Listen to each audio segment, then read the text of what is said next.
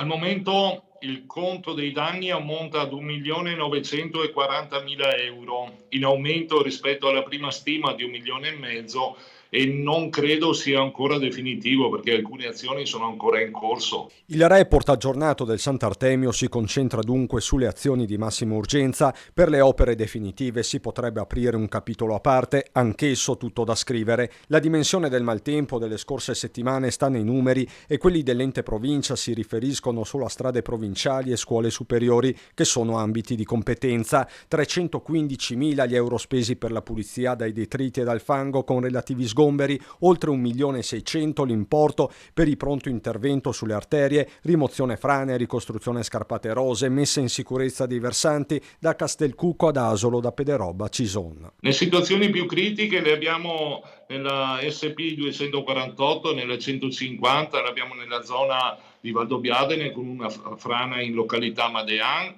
le abbiamo nella zona della strada provinciale 1 Mostacin e quindi in quel di Monfumo. Sono situazioni che sono state messe in sicurezza, però fabbisognano di un ripristino e di un lavoro importante per consolidare quei tratti stradali in modo tale che non patiscano nel futuro rischi di crollo. La speranza, che è anche messaggio politico, è che i livelli superiori intervengano sia a favore degli enti che dei cittadini colpiti.